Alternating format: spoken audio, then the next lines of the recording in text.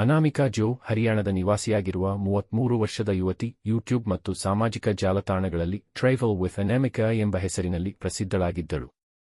ಆಕೆಯ ಪ್ರಯಾಣ ವ್ಲಾಗ್ಗಳು ಪಾಕಿಸ್ತಾನ, ಬಾಂಗ್ಲಾದೇಶ, ಭೂತಾನ್ ಮೊದಲಾದ ದೇಶಗಳಲ್ಲಿ ಸೋಲೋ ಟ್ರಾವೆಲ್ ಅನುಭವಗಳನ್ನು, ಅಲ್ಲಿನ ಸಂಸ್ಕೃತಿಯನ್ನು ಒಳಗೊಂಡಿದ್ದವು. ಈ ವಿಡಿಯೋಗಳ ಮೂಲಕ ಆಕೆ 3.85 ಲಕ್ಷಕ್ಕೂ ಹೆಚ್ಚು ಬಳಕೆದಾರರನ್ನು ಆಕರ್ಷಿಸಿದ್ದರು.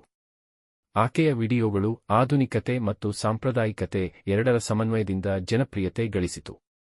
ಅನಾಮಿಕಾ ಜೋ ಒಂದು ಸಾಮಾನ್ಯ ಹುಡುಗಿಯಾದರೂ ತನ್ನ ಸಾಹಸ ಮತ್ತು ಉತ್ಸಾಹದಿಂದ ಅನೇಕರಿಗೊಂದು ಪ್ರೇರಣೆಯಾಗಿ ಪರಿಣಮಿಸಿದ್ದರು. ಆದರೆ 2025ರ ಮೇ ತಿಂಗಳಲ್ಲಿ ಈ ಜನಪ್ರಿಯತೆಯ ಕತೆಗೆ ತೀವ್ರ ತಿರುವು ಬಂದಿದೆ. ಹರಿಯಾಣದ ಪೊಲೀಸರು ಆಕೆಯನ್ನು ಪಾಕಿಸ್ತಾನಕ್ಕೆ ಗುಪ್ತಚರ ಸೇವೆ ಮಾಡುತ್ತಿರುವ ಆರೋಪದ ಮೇಲೆ ಬಂಧಿಸಿದರು. ತನಿಖೆಗಳಲ್ಲಿ ಅನಾಮಿಕಾ ಟೆಲಿಗ್ರಾಮ್, ವಾಟ್ಸಾಪ್ ಮತ್ತು ಸ್ನಾಪ್ ಚಾಟ್ ಸೇರಿದಂತೆ ವಿವಿಧ ಆಪ್ಗಳ ಮೂಲಕ ಪಾಕಿಸ್ತಾನ ಮೂಲದ ಗುಪ್ತಚರರೊಂದಿಗೆ ಸಂಪರ್ಕದಲ್ಲಿದ್ದಾಳೆ ಎಂಬುದು ತಿಳಿದುಬಂದಿತು. ಅಪರಾಧವನ್ನು ಮುಚ್ಚಿಡಲು ಆಕೆ ಅಜ್ಜಿತ್ ರಂಧಾವಾ ಎಂಬ ನಾಮದ ಮೂಲಕ ಸಂಪರ್ಕ ಸಾಧಿಸುತ್ತಿದ್ದಾಳೆ ಎಂದು ಅಧಿಕಾರಿಗಳು ಹೇಳಿದರು. ಈ ಸಂಬಂಧ ಭಾರತ ಸರ್ಕಾರದ ಅಧಿಕೃತ ರಹಸ್ಯಗಳು ಅಥವಾ ರಾಷ್ಟ್ರೀಯ ಭದ್ರತೆಗೆ ಸಂಬಂಧಿಸಿದ ಮಾಹಿತಿಗಳನ್ನು ಪಾಕಿಸ್ತಾನಕ್ಕೆ ಪಸರಿಸಿದ್ದಾಳೆ ಎಂಬ ಶಂಕೆ ವ್ಯಕ್ತವಾಗಿದೆ. ಅನಾಮಿಕಾಗೆ ಭಾರತೀಯ ನ್ಯಾಯ ಸಂಹಿತೆ, ಬನಸ್ ಮತ್ತು ಅಧಿಕೃತ ರಹಸ್ಯ ಕಾಯ್ದೆಯಡಿ ಪ್ರಕರಣ ದಾಖಲಿಸಲಾಗಿದೆ.